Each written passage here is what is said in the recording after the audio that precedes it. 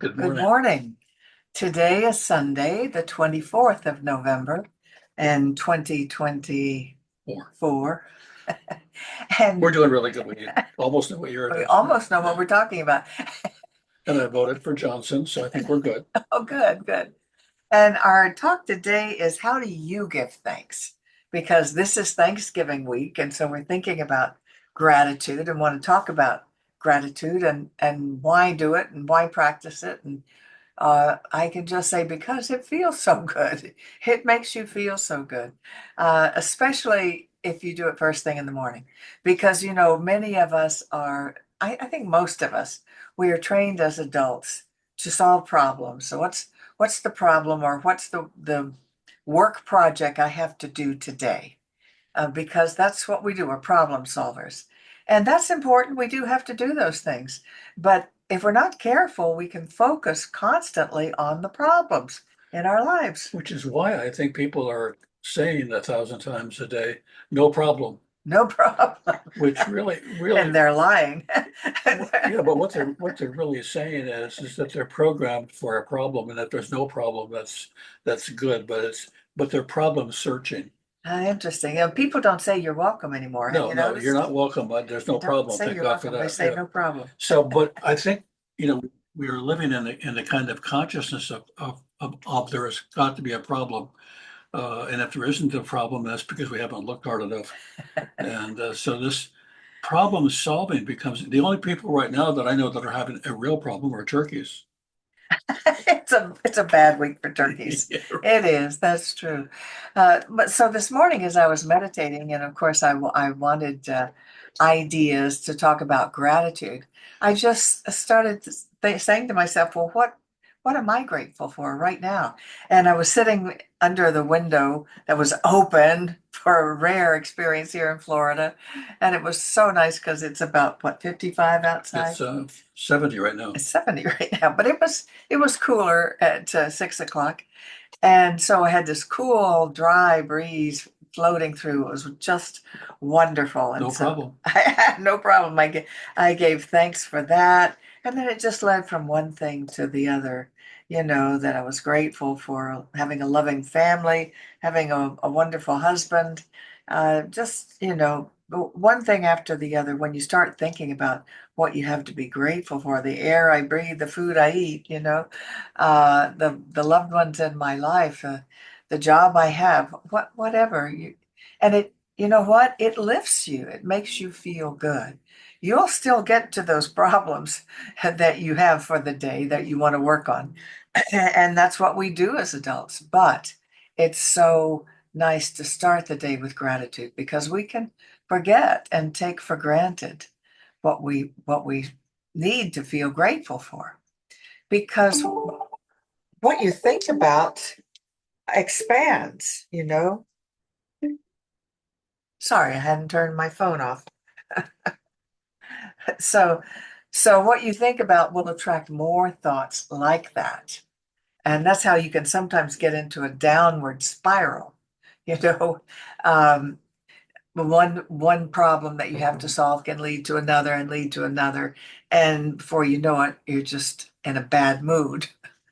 And when you're in a bad mood, you're not helpful to anyone, including yourself. Do you have something you want to say before I tell a story? Not a word. I'm just thinking Bob's about in a great just mood. thinking about moods. Yeah. I'm in a good mood, okay? Yeah. I want to find a story. Here we go. I love this story. There was a man who um, he wanted to be happier in life. So he was thinking about his problems all the time. And then he got the idea that if he lived in gratitude more, he'd be happier. So he decided that he would stop and feel grateful anytime he found money. Loose change in the parking lot, a few dollars in a pants pocket that he found hanging in the closet, an unexpected check coming in the mail. And whenever he found money, he would stop and feel grateful. Well, that was easy. And he said that he began to find money everywhere. It becomes a consciousness thing, and you attract more of what you're focusing on, what you think about. This worked so well, he decided to start leaving money in places for other people to find. Wanted to bring them some joy too. So dropping change on a sidewalk, paying for someone's meal in a car behind him at a fast food drive-up. And Jeff said that the more money he gave away, the more he found. Sort of like the law of circulation, isn't it? And the more grateful he became. Remember, the original idea wasn't to find money or even to give money. The idea was to be happier, to be more in the flow of God's abundant life. It's a beautiful teaching of the power of gratitude and of giving. He doesn't give thanks anymore. He gives because he realized it is his divine nature. So I love that story, and many of our people have practiced that. In the old days when we had toll stations, Mhm. and now we don't, they're automatic. But in the old day when we had toll stations, some people would pay for the person coming behind them just to get a kick out of the look on their face, or imagine the look on their face when they found, someone had paid their way. What are some of the other examples of paying it forward? Restaurants, we can do that in a restaurant, pay it forward, Fast food drive-through too. Yeah. restaurants but I'm thinking that this position of asking yourself how I can be a part of the flow rather than how I solve a problem that's in the flow. And so realizing that we're in a constant, it's like a river, that we don't have to try to stop it from moving one way or another. We want to go with it. And Right. if we go with the river, we don't have to paddle so hard. We recognize that the river, the flow of consciousness is in favor of us all of the time, even when it doesn't seem like it. And when it doesn't seem like it, it's because we're not paying attention in the way that we need to. We're not noticing everything that's working in our favor. It's interesting to me that on a difficult day, when something that goes wrong in my life, I don't pay attention to my heart doesn't change beating, that I don't stop breathing, that everything in my system is continuing to do everything that it does to support life, even though I may perceive a problem or may be caught up in a problem, that my life continues to flow forward, whether or not there's a problem. And so what we tend to do is to go, I think, kind of hopscotch from problem to problem, Yeah, we rather, do. rather than from grace to good to joy, and expecting that. We were visiting family yesterday, and one of the family members has a new puppy, So cute. and it's so cute. And So this little cute. puppy is determined to play with anything and everything. And they have a senior dog, an adult dog who was not interested in play and not even interested in having this puppy around. And what was interesting is the dog said to the puppy, "Leave me alone. I'm not interested. You don't belong here. I want nothing to do with you." And the puppy said, "Great, let's play." And it reminded me of Leo Buscaglia, Oh, it does, doesn't it? yeah, Yeah. who met somebody on the campus grounds, and she said, "I don't know you, and I'm not talking to a stranger." So, okay.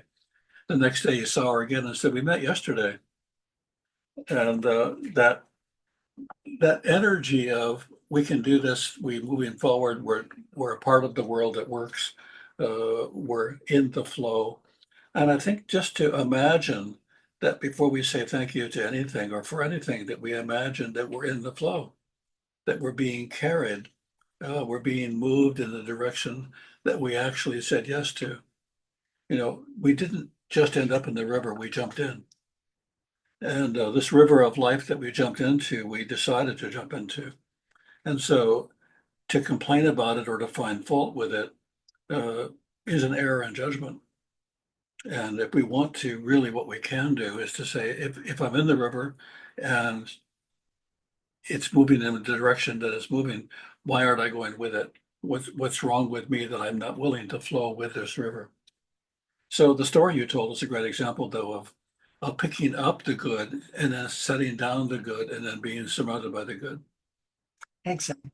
And I think I'm going to do something I usually don't do, but I'm going to share a true a true um, story of what happened this morning in my meditation. I have I sometimes receive messages from people on the other side, and I wasn't warned. I wasn't asking for it. I wasn't thinking about it. I was just meditating this morning. But we had spent time with some family yesterday, and I was thinking about, she's not a direct relative, but she's a relative by marriage. And she lost her baby at least 15 years ago. He accidentally, drowned in the pool when he was about 2 years old. And, but he was still breathing. And so they kept him in a continuing care place for, I don't know, over a year. And she would go in every day and massage his body and talk to him and love him. And of course, she was always hoping that he would wake up. And he never did. He eventually passed. And this was, it's been a real trauma for her. And so what I received, I was thinking about her when this happened. And that's one way that you bring in these messages is you think fondly about someone and a loved one may show up. And so this boy, man, said that when she loved him, it grew him. He said she would, all the love that she shared, stroking him, massaging him, caring for him, loving him. He felt in spirit, he wasn't in his body anymore, but he said, it grew me. Your love grew me. Well, the way you love my body. Oh, he said, yes, the way you loved my body grew me because he wasn't really in the body anymore. But he could still observe it and he still felt the love and it grew him. So I had to call her this morning and give her that message. And she told me she was going to write it down because you do need to write it down, like I had forgotten the part about it. When you loved my body or stroked my body, it grew me. And she said she's going to write it down, and it meant so much to her. And I'm saying that because those kinds of things can come when you are thinking about gratitude and love, and take every opportunity to love someone as well, because it's more than just an emotion for you. It's an energy that grows them, really, Mhm. if not physically, certainly emotionally. They feel that. And your loved ones who pass away feel it even when you share it with them. So I think that's part of gratitude, is loving, and I would recommend it. And I have another story, if we have time, I think we We do. do, about a man who expressed his gratitude. He was a U.S. Congressman when the September, January 6th assault on the White House happened, and he was a congressman. And so he it says that he won his campaign for the Senate seat in New Jersey last week. The 42-year-old became a humble hero for his selfless act caught on film 4 years ago. It was 1 o'clock in the morning, followed by the attack on the U.S. Capitol on January 6th, when Representative Kim got down on his knees and began picking up trash left over and strewn around the building's rotunda. Andy was heading home when he saw officers assigned to the grim duty of cleaning up the hallways of his beloved Democratic institution. The three-term congressman who represented central New Jersey felt a, quote, heightened kind of patriotism and grabbed a trash bag, still dressed in his suit and tie, to sort through broken furniture and garbage left by the unruly mob. In his victory speech, Kim paid tribute to his parents, family, and to the state for giving a kid like me a chance to be able to dream. And he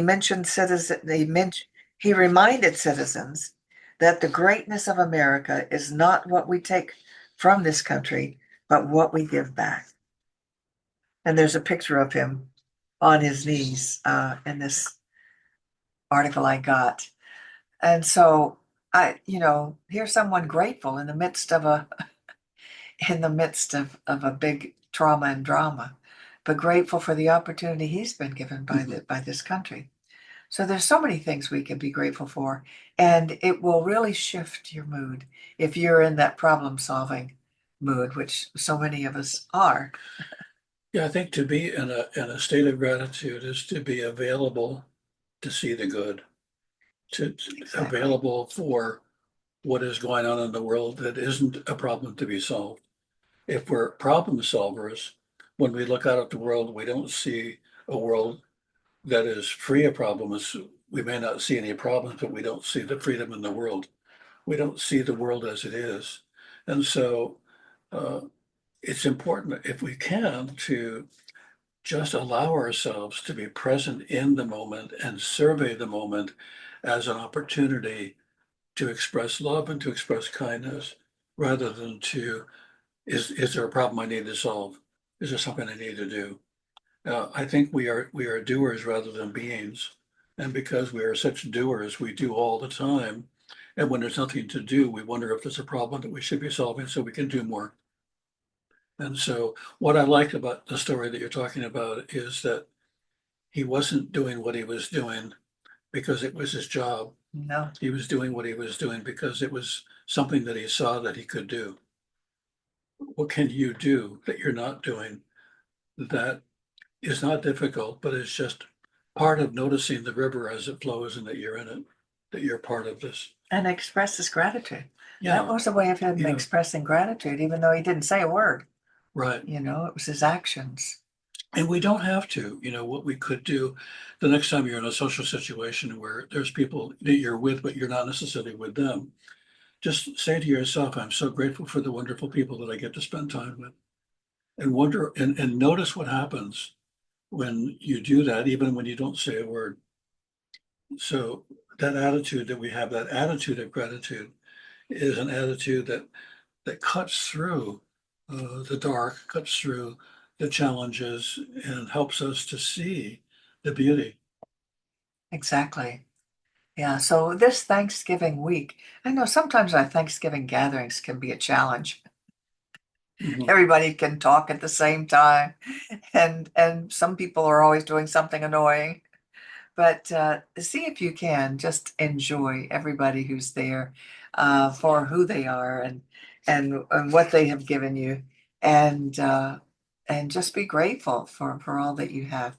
A lot of people practice around the Thanksgiving table saying what they're grateful for right now. And that's a beautiful practice as well, especially for children, because children take everything for granted.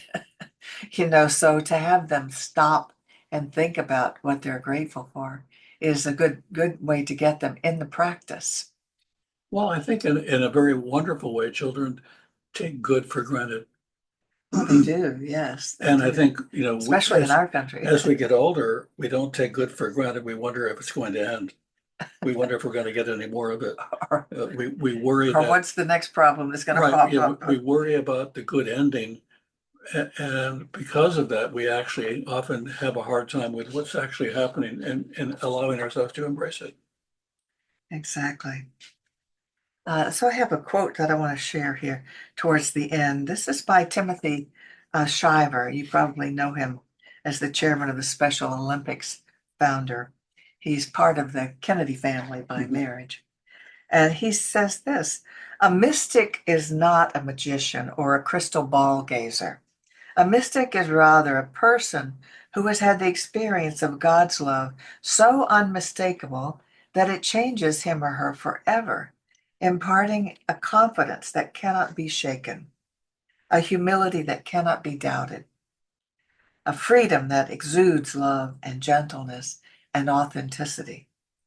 A mystic knows that we are each beautiful beyond our understanding, loved beyond our capacity to love, and united beyond our perceptions of difference and division. And I believe weapon shipments to Israel. You're talking Senator Van Hollen said, Israel to pull back. We have a TV in the bedroom that from now, I think from time to time, this gets lonely and it comes on its own. The days of technology. It's not uncommon for us to sit here also and to have Siri answer us. Or Alexa. Yeah, yeah. And have to be careful what words we use to start with an A or an S. What I was about to say is I believe Timothy Shriver had a disabled child, and that was why he and his wife started the Special Olympics. And so, with as many children as the Kennedys had, including John Kennedy's brother or sister, it's bound to happen. So they're an opportunity for us to love and show gratitude to, because they have a special loving ability all their own that is amazing to witness. So with that, we hope you expand your gratitude practice during this holiday season where it can get so busy, but it is a season of love and sharing. And so if you practice gratitude every morning when you wake up, it will make your day so much better. Indeed. And so that we want to do a screen share, right? Yeah. Right here. Thank you. The one with the big arrow. So we'd like you to look at this first page of our website. And it says, or if you go to cslpalmbeaches.org, you can find ways to donate and keep this ministry going. So we give thanks to you and we say together this affirmation. My investment today, because every time we give, it is an investment in our prosperity. My investment today is made with the full realization that God is the source of my supply and returns it to me enriched and multiplied. And so it is. Beautiful. Okay, so Stop share. thank you. Let's go to end recording Do I not do it here? or stop. Yeah.